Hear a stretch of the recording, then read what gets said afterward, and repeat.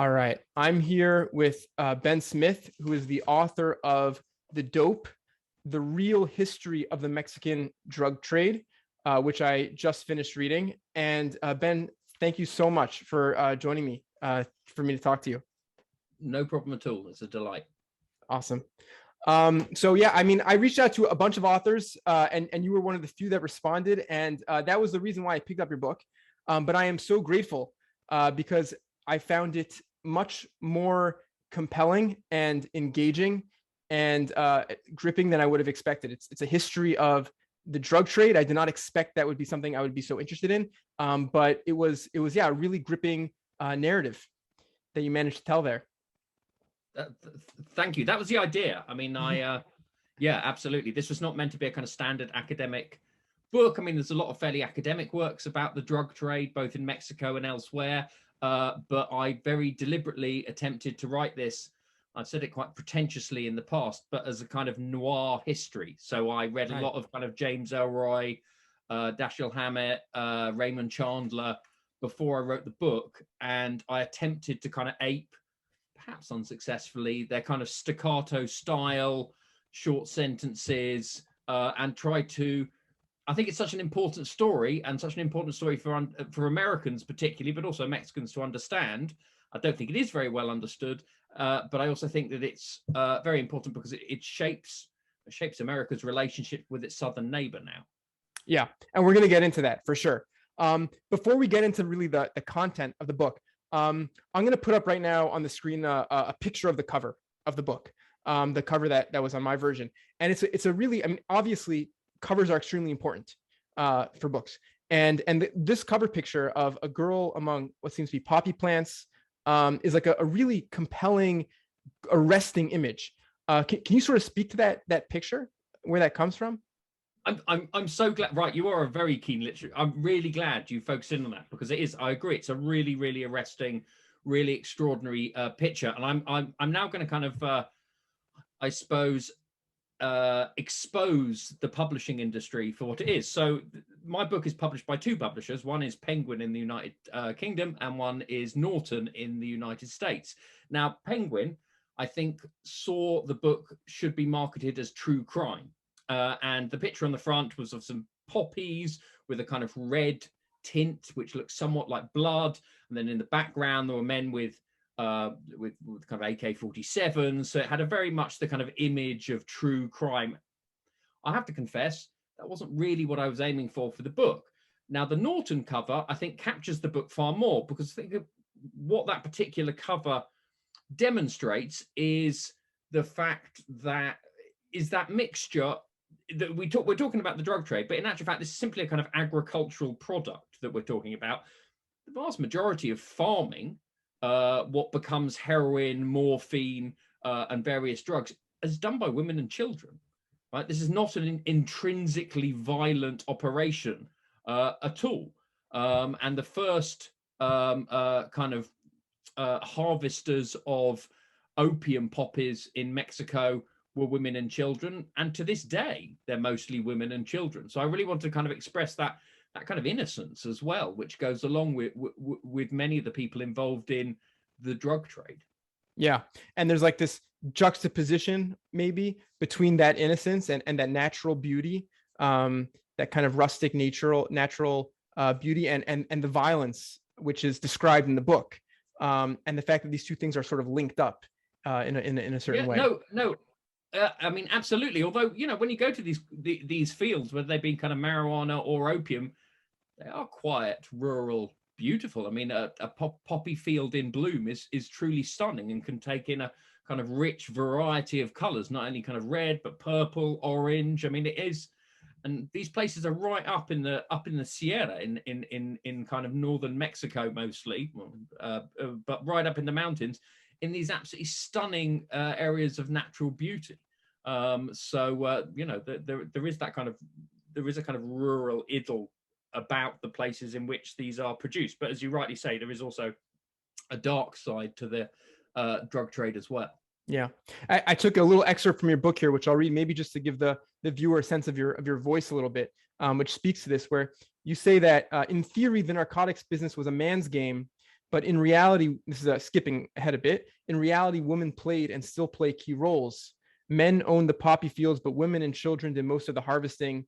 Their hands were small and steady enough to wield the blade, make the delicate incisions, and extract the gum.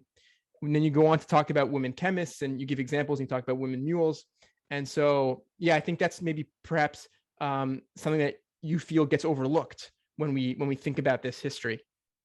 Yeah, I think so. Partly because the kind of mythology around this trade, which has been embraced by the popular media in the US, but also in the UK, also in Mexico, is that this is a man's business. It's highly violent. You do it with an AK-47 in your hand, and if you broach any kind of problem or debate, then you shoot first, ask questions later. But in actual fact, I found that wasn't really the case, and the vast majority of people involved in this simply doing a job, a pretty Yeah. small scale agricultural job most of the time. Yeah. So the subtitle of the book is it's the real history of the Mexican drug trade. So I'm curious what you mean by that. I think this sort of gets on relates back to a little bit of what we were talking about just now, how we have certain conceptions of what the drug trade is. But what do you mean exactly by the real history? Real as opposed to what? Well, basically, I mean, this is not really my idea. I mean, it's been developed by certain sociologists, political scientists, cultural theorists, studying Mexico and studying the drug war in other places, is that there is a mythology of the drug war, which essentially sees drug traffickers as innately evil, morally dubious human beings who are intrinsically violent. And they see the cops and the authorities that challenge them as morally completely different. Good men, occasionally forced to do bad things, but for the greater good. These people shoot, but only when shot at. And the one thing I want to do is get away from this very simple moral binary, which I think organizes a lot of the popular presentations of the drug trade. So it's always about, I mean, I'm not sure if you've seen Narcos or Narcos Mexico or Sicario. It's always about essentially the story of a cop going after a relatively brutal, crazed drug baron. Now, I wanted to get away from that, but at the same time, I didn't want to get lost in opaque theory that the average reader couldn't understand. And I still wanted to maintain a kind of readability, which you do find in a lot of these kind of true crime treatments. Now, I realized in the end, this is a very, very difficult kind of high wire to balance on, because on the one hand, you don't want to just repeat these true crime stereotypes, but at the same time, you want to maybe adopt the language and the rhythms of true crime in order to appeal to a popular audience. I'm not sure if I quite how well I balanced it, but that was my intention at least. I think you balanced it brilliantly. Oh, so one of the first things that struck out at me as I'm reading this, because it's like you talked about, there's a balance between erudition on the one hand and readability on the other hand. And I immediately began to wonder what goes into writing a book like this, because the amount of research and documentary record that you bring to bear is really staggering. So like, how long did this take you, and where did this take you writing this kind of a book? Right. So the first thing I should say, and I hope I said it enough in the acknowledgements, that in 2013 I received basically a kind of scholarship from the British government to work with some other researchers on a history of the Mexican drug trade, and we've worked on edited volumes and academic articles and policy papers, and we've worked in the kind of realm of policy and put on conferences. So I was working to a certain extent as a part of a team, right? So one way that I could collect as much data as I did was working as a part of a team. So I had an amazing research assistant, a guy called Nathaniel Morris, who is also a brilliant historian of Mexico, who collected vast quantities of data from archives throughout Mexico. But also I had to do a fair amount of that collecting myself. So yes, it did take me to the border cities, so Ciudad Juarez, Tijuana, where I spent kind of weeks sifting through judicial files. It took me up to, I became kind of fascinated by this key turning point in the drug trade, which no one has ever written about, which is the 1960s. So the 1960s, Mexico becomes the go-to hippie drug market, right? And it's like they find oil or something. It's a vast kind of economic step change in the drug market. It goes from basically involving a handful of villages up in the mountains to involving vast swathes of rural Mexico. So I became really obsessed by this. Now, in order to find out what was actually going on, I had to go and track down old hippie traffickers. Now, one of the great things, no, not great things, but one of the things I noticed is that white hippie traffickers don't tend to be in jail as much as maybe other people who are trafficking drugs. Some of them are, and some of them did time, but most of them are out, pretty wealthy, and living on the West Coast. Many of their kids are running legal weed farms using their dad's expertise. So I frankly, using, again, help of some really generous journalists and other academics, I tracked them down. I went to, it wasn't that difficult. I went to Santa Barbara, San Diego, LA, and met these group of kind of fascinating old hippies who would tell me their stories. One thing I really found fascinating is the stories that they told.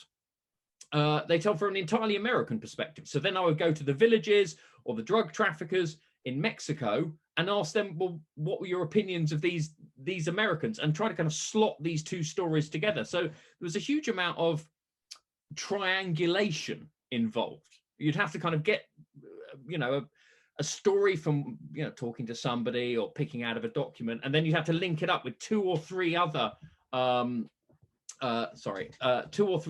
documents or stories in order to get the kind of full picture.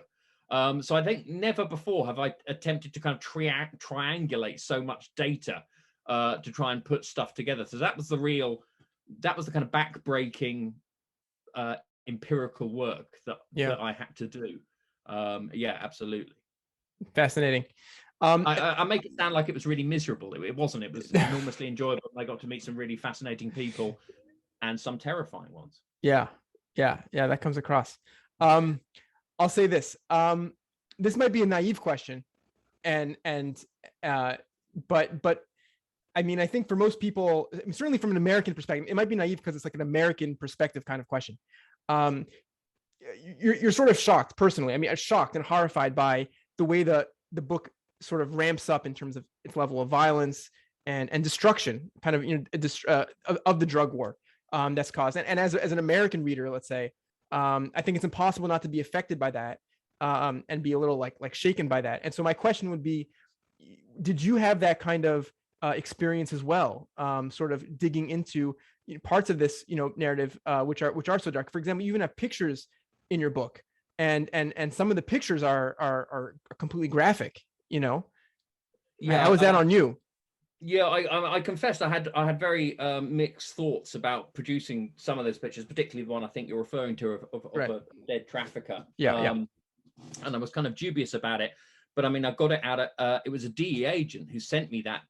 He said, I don't want to talk about it, but here are two things that might be of interest. Now, the first one was a New York Times article, and I thought, he's sending me newspaper articles that I can get hold of in the New York Times anyway. What's the point of this? And I didn't open the second attachment until about 3 months later, and I opened it, and it's an incredibly graphic picture of a trafficker with half his head missing. But it was basically taken by a morgue attendant that the DEA paid to take a photo of that trafficker because they wanted to make sure that he was dead. So, the reason that I published this was really to kind of show that the DEA was certainly knowing and often quite complicit in a lot of the early violence of the drug trade. So in terms of, did it shock me? I'm not sure if it necessarily, I'm not sure. I mean, having lived in Mexico for a fair amount of time from the 2000 onwards, and I think I started another interview with, I think one of the things that really shocked me is I had a local pub in my wife's hometown of Oaxaca called La Farola. Brilliant pub, about 100 years old. A traditional cantina, absolutely beautiful. An armed group called the Zetas turned up one day and just blew away the owner for not paying protection money. So I turn up, the next day for my beer, and they go, it's closed and it's never been open since. So I lost, pub owner, but also a friend and a kind of confidant, a bloke I used to chat to. Wow. So you've been Uh, personally affected by this yeah, history, so yeah. yeah, so I mean, you know, fortuitously, I'm very lucky. My wife's family has not been affected by some of this violence, but it's impossible not to be affected by this violence. So perhaps uh, yeah, so perhaps I was in some way somewhat prepared, but I suppose okay, two parts of the violence really shocked me. The first was how early it came and how it was mostly directed by the Mexican police, the so-called PJF, and by the DEA. My assumption, frankly, was that in the early 1970s, maybe drug traffickers were killing each other over, you know, a kilo of coke or, you know, a plantation of marijuana. But I had no idea how policing drugs changed during the 1970s and just how prevalent the use of torture and murder were by the authorities. That was deeply shocking to me. Yeah. I knew that the police and the secret services in Mexico killed leftists, and I think we're all fairly aware that there was what they call a dirty war in Mexico that probably killed somewhere in the region of 3,000, 4,000 communist guerrillas or supposed communist guerrillas. But I think what really surprised me is quite how violent the drug war was. And in actual fact, in the book, I say I think probably the death toll is somewhat similar to that of the Dirty War. The second thing that I think really, really shocked me, and that's something I've learned over the last 5 or 6 years of working with refugees running away from areas of drug violence, was how much this violence was touching what we might call everyday people, people not involved in any way in the trade, right? And it's something that I end the book with. What's going on in Mexico is not about drugs anymore, right? It's about kidnapping, it's about extortion, it's about stealing petrol, it's about sex trafficking, it's about organ trafficking, it's about human trafficking. These are now the industries which are kind of motoring a lot of the violence. And I think it was really, I found it very, very shocking talking to these, you know, mostly poor avocado families, avocado farmers who are fleeing what I call cartels, but are effectively mafia groups shaking them down for cash and killing them if they don't pay. So I think that those two moments, I suppose, really shocked me. So that's a long and slightly emotionally Yeah. overcooked answer to your question. But thank you. Yeah. We'll probably touch again on some of those dark threads. But a less dark thread that stood out to me towards the beginning of the book, because your book takes us through like epics of time. So this is in like in the 1930s, there was a character that stood out to me. I think you explicitly referred him as being ahead of his time, but he was a fascinating doctor, Leopoldo Salazar Viniegra. Is that Mhm. Viniegra? Yeah. Very good. And he believed that in a link, I'm gonna phrase this as a question because you're gonna correct this when I get it wrong.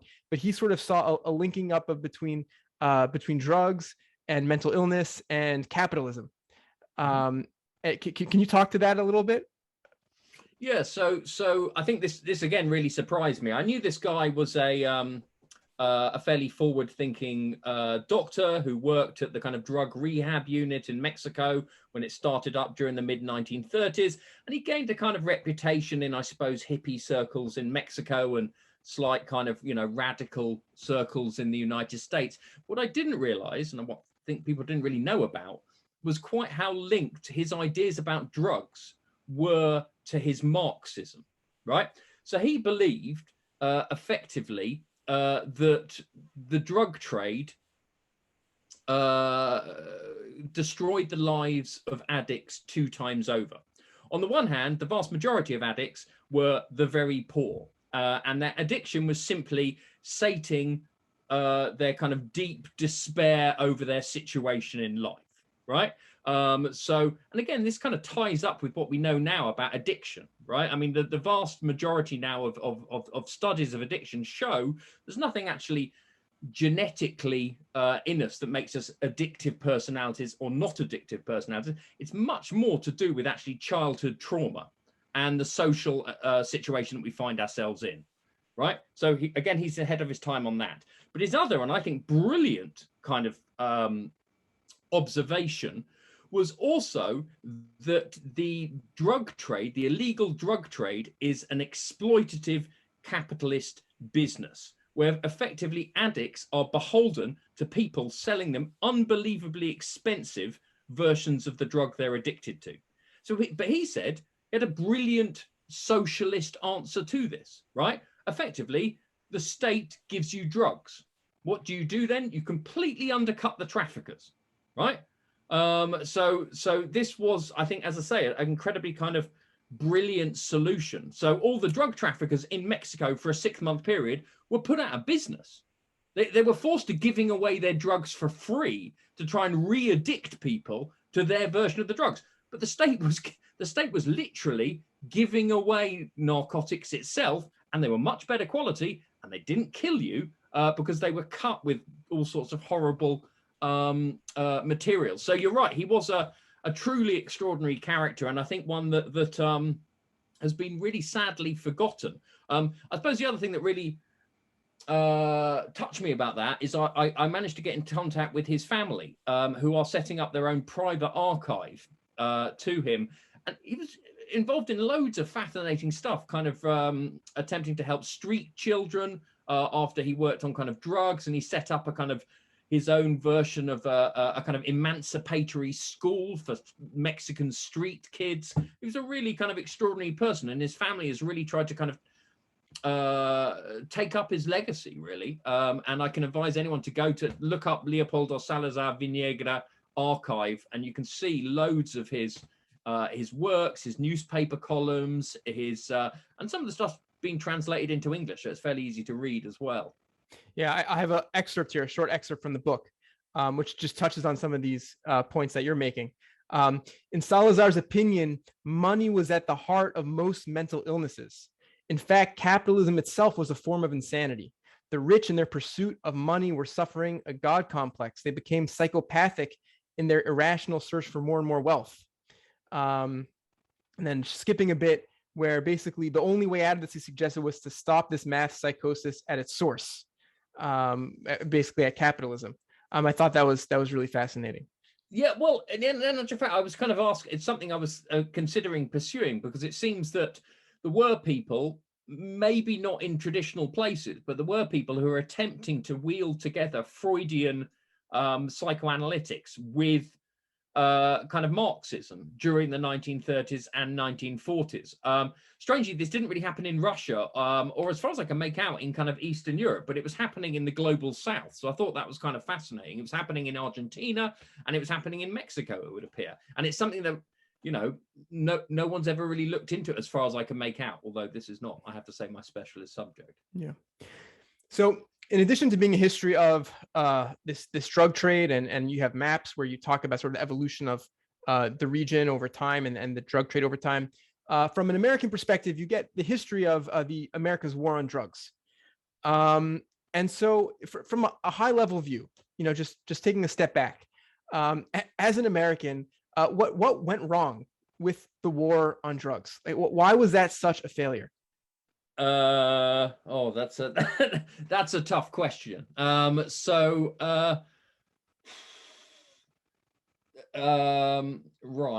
Why was it a failure? Well, effectively, I think it makes no logical, I mean, effectively, it makes no logical sense, right? So what you do when you arrest a person and maybe confiscate a kilo's worth of cocaine is effectively, on a very small scale, you rise the price of cocaine, right? Because there's less cocaine on the market, right? So all you're doing with every successful act of the drug war is effectively raising the price of this illegal product. Now, what does that mean in the country that produces that product? Well, it means that more people are incentivized to get involved in it. So for every successful drug war act, you're effectively incentivizing more poor people in Mexico or Colombia or wherever to go and grow opium or grow weed or transship cocaine, right? So there's a logical fallacy at the core of the war on drugs. Beyond that, I mean, you know, beyond that, okay, and other things, what real incentive, and this is something I go into in the book, and I'm sure you're going to bring it out, what real incentive actually is for the Mexican government pre-2000 to crack down on the drug trade? This is an enormous financial resource for them. And if it's controlled, it's not really affecting their citizens, because effectively Mexico has incredibly low levels of addiction and drug taking, right? So all this is, as I say, it's a bit like having oil on your doorstep, right? So the war on drugs, by pushing up the value of these drugs, it not only incentivizes Mexican farmers to grow the stuff, but incentivizes the Mexican government to take advantage of this enormous kind of financial windfall, right? And there's only, you know, the Americans can kind of cajole you in public, and they can offer your army a few more guns and a couple more helicopters, but this is nothing compared to the money you can get from drugs.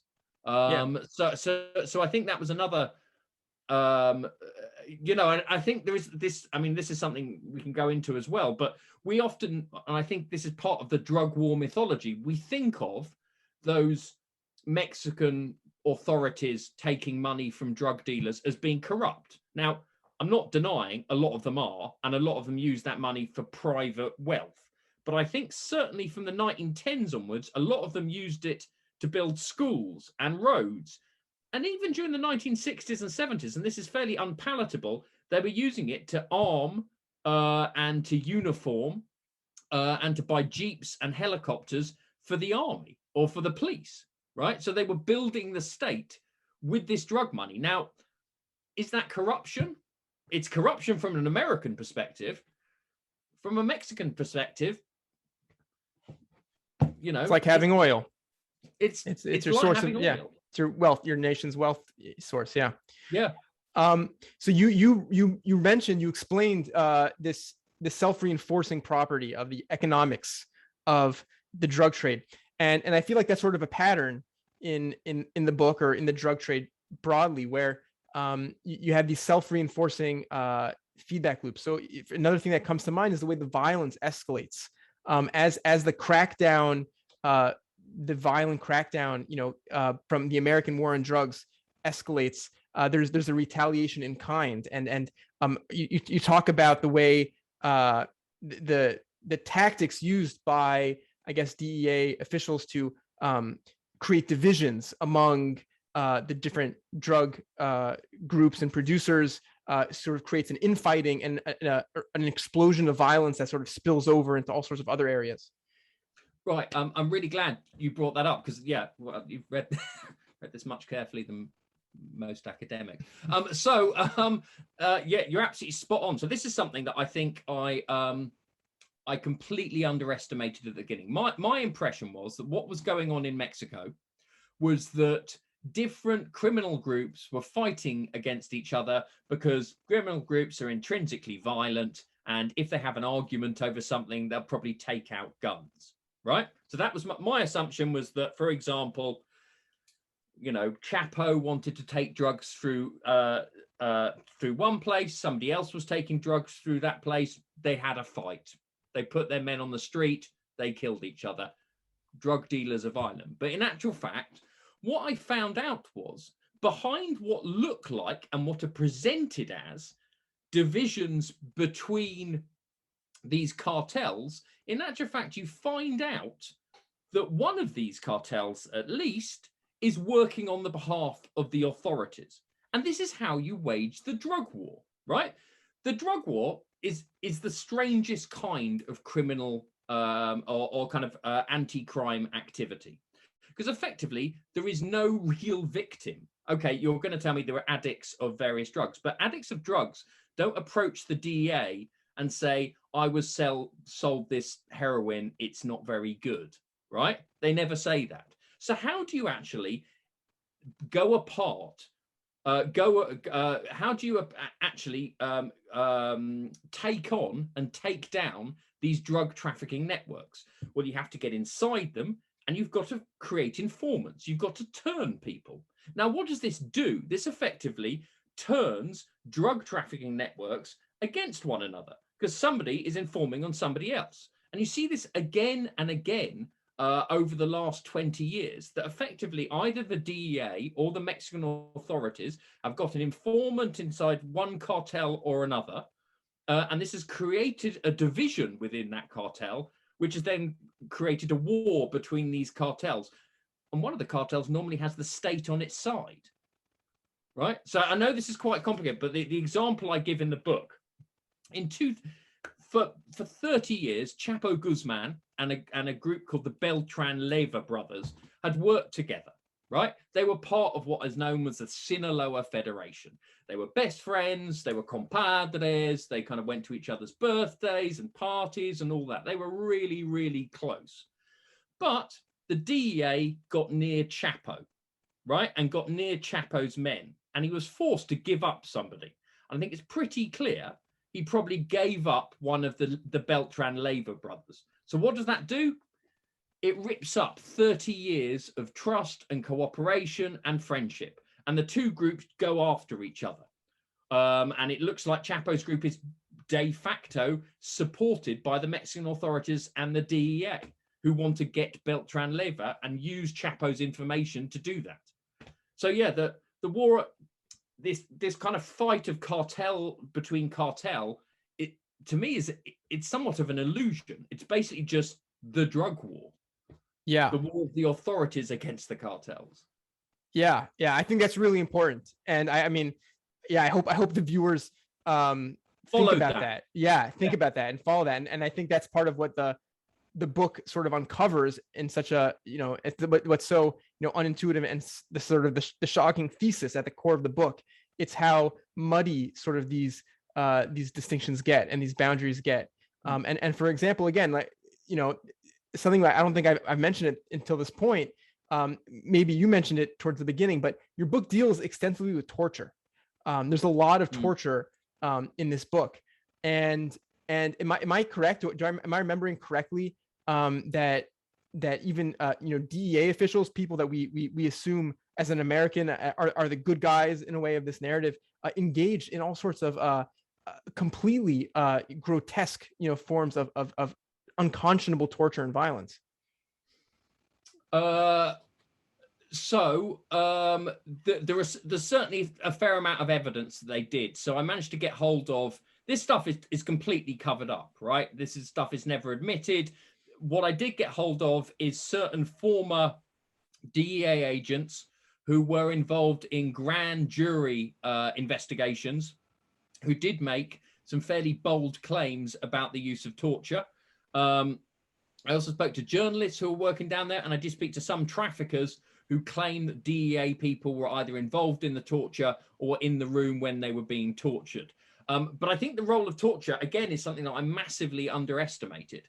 But again, I think you've got to understand, it's absolutely integral to the war on drugs. How do you take down effectively a businessman who never touches drugs? All he does is he puts some farmers in contact with a lorry driver, in contact with a warehouse owner, in contact with a buyer, right? He's on a phone that you'll never get hold of. So how the hell do you arrest this guy and bust him for being a drug trafficker? Because frankly, from the 1950s onwards, that's what the big drug traffickers were. Well, what you do is you either torture his underlings and get them to turn informant, or you torture him or one of his allies who turn on him, right? So torture has become, and there's brilliant work done by two sisters, actually, Beatriz and Ana Maria Magaloni. Beatriz is at Stanford, Ana Maria, I think, is in Mexico. And they've been looking at kind of torture, contemporary torture in Mexico. The studies are extraordinary. They find 60 to 70% of confessions are extracted through torture, right? Today. Now, one thing that I think they have missed, and I hope this book kind of shows, is this all starts in the 1960s and 1970s. This all starts as soon as the DEA goes down in force and says to the Mexicans, sorry, arresting 1,000 petty peasants is just simply not enough. You've got to take down some of these big guys. They start torturing people in order to do that, or shooting them. So yeah, I think that is absolutely, again, that is incredibly integral to the war on drugs in Mexico, and I think perhaps more in America than people might give it credit for. Yeah. In America, you have a very, very large stick, which is you're going to be, if you don't give up whatever your supplier, you're going to be in jail for 50 years, right? I mean, that's the stick. In Mexico, it's a genuine stick. Right. Yeah. I just want to read another quote that stood out to me in the context of the way we frame and think about the drug war. Quote, DEA officials had given it a name, the Guadalajara cartel. By the end of the decade, the term had moved into general use. The Americans had invented another enemy. Again, it was useful shorthand. It was a simple way to refer to a definable foe. The term cartel immediately brought to mind OPEC, price controls, and the perversion of good old fair-minded Anglo-run capitalism. And it promised victory. Destroy the cartel and you demolish the drug trade. So can you speak to the way language, even plays a role in sort of framing the way we think about the drug war? Oh, yeah, right. So good to speak to somebody who's a kind of literature expert. This is really wonderful. Yeah, I mean, I think this is again something I really underestimated at the beginning. I think I was a bit at first I'm a political historian and a social historian. I'm not really a cultural historian. I don't necessarily ascribe an enormous amount of import to the terms that we call things. But I think studying the drug war, I came to the conclusion that in actual fact, names were really, really important. So, for example, the name cartel, which is bandied around from the mid 1980s onwards, is immediately bad capitalism, right? America's capitalist. Capitalism is good. We're fighting, we're fighting the Soviet Union and we're fighting the Cold War. So they need to find a kind of evil form of capitalism. So they come up with cartel straight from the OPEC cartel, right? The oil cartel. So they go, oh, bad capitalism. So they create an enemy. And I think the other thing about creating this enemy is that it looks defeatable. If you say a cartel is just a group of people, as soon as we arrest them, the whole thing will fall apart. But in actual fact, it's not that. It's a market ecosystem. It's supply and demand, right? It's a load of addicts who need coke or crack or heroin in the United States. It doesn't matter how many kingpins, how many farmers you arrest. Unless you arrest 130 million Mexicans, it ain't going to go away. It's a market ecosystem. Now, I think what's interesting is I'm not going to deny that today cartels do exist, because what effectively organized crime groups have done is they've taken that name and they basically say, okay, we are these evil cartels. But now they're not so much involved in drugs. They're involved in all sorts of other crime. And now they're not so much cartels in that they control prices of drugs, like the OPEC cartel controlled the price of oil. They're cartels in the sense that they try and control territory and try and exploit all criminal activity in that territory. So cartel was something invented by the US police, and it was frankly at the time bullshit, but it is something that has then been appropriated by Mexican organized crime groups to mean an organized crime group that tries to dominate territory and extract it. It basically means mafia. Yeah. We're getting towards the end here. Just last maybe question or two. But one of the things that jumped out at me, surprised me, because there's an amazing narrative that we're following, and it's building. It's building on the history, and it's building on itself. And we get to a point towards the end of the book where you talk about state capture, which is, I guess, a kind of capitalistic power, which is in rival with the state. Is that accurate way of thinking about it? So effectively, the term state capture is used in political science, and it normally is used to refer to private enterprises, particularly in Eastern Europe and Russia, kind of capturing bits of the state. But what I effectively slightly abuse the concept here, right?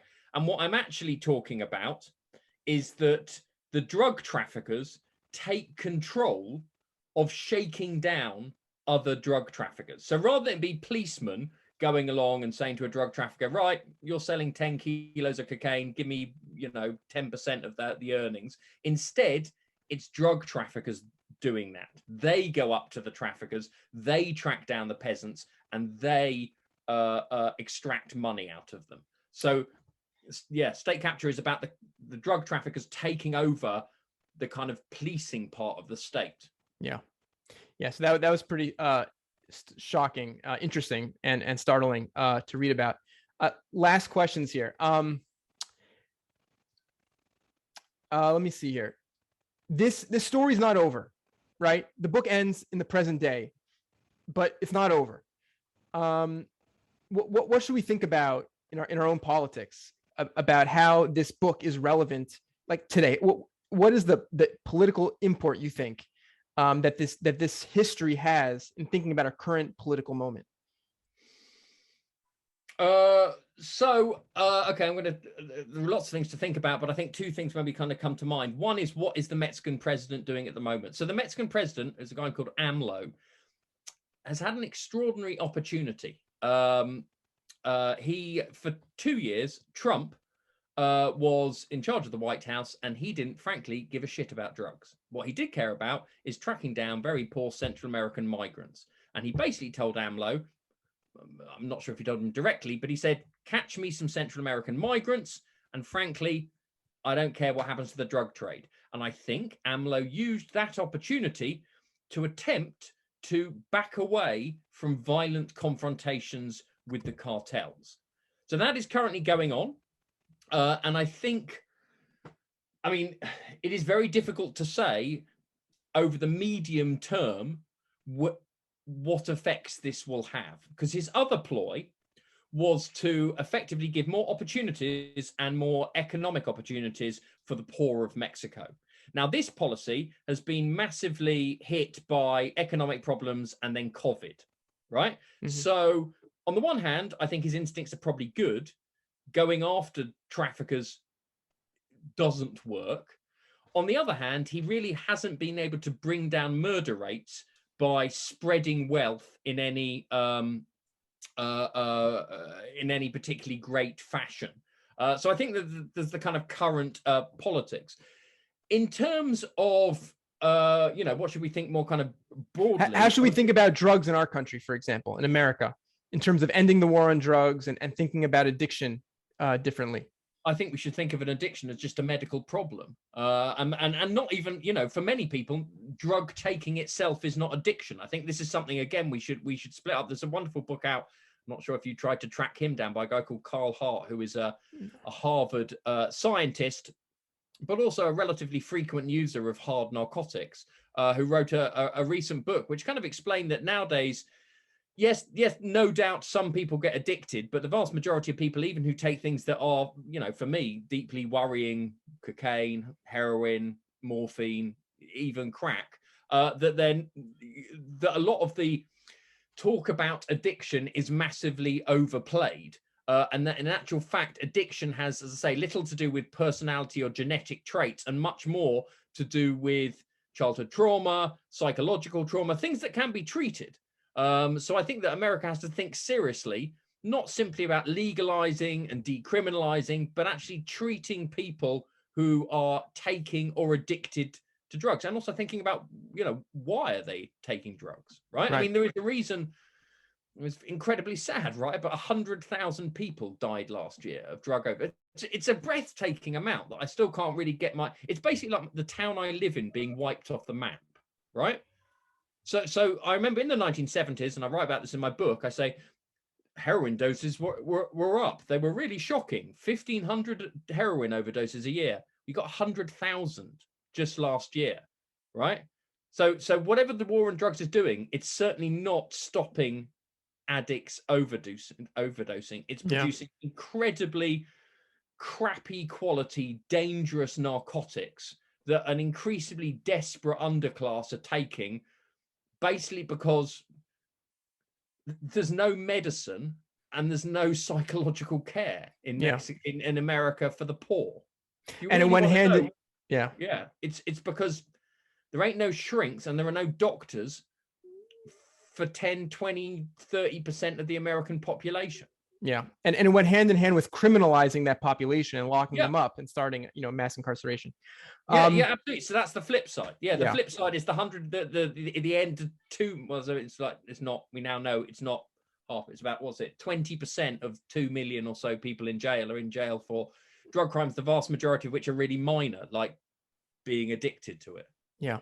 Sorry, I get angry at the end. I understand. Yeah. I should say I lived in America for 8 years. So although I come to talk to you with an irritating, British accent, I do have some vague knowledge of what was going on. I have a lot of family in America. That's all. Yeah, no, not at all. I guess, yeah. Anything else you can leave us with? People should go out, and I recommend the book. Obviously, any final thoughts before I let you go? Well, I just want to say, I'm just really chuffed that A, you read it. B, you didn't come to this as as a kind of, I don't know, this is maybe a rude, but as a kind of narco nerd, right? You came to this as a person who's interested in kind of history and literature and that kind of stuff. I'm really glad you enjoyed it. And also I'm really kind of fascinated by the way you read it, because I don't think you read it like a kind of historian. And I really, really enjoyed talking to things about, language and the way things are expressed and the way you term things, because I never get asked those questions. And I'm so kind glad. of interested in that than dates. So thank you. Thank you, Ben. Thank you so much. It's been a pleasure talking to you. No, not at all. Pleasure's all mine.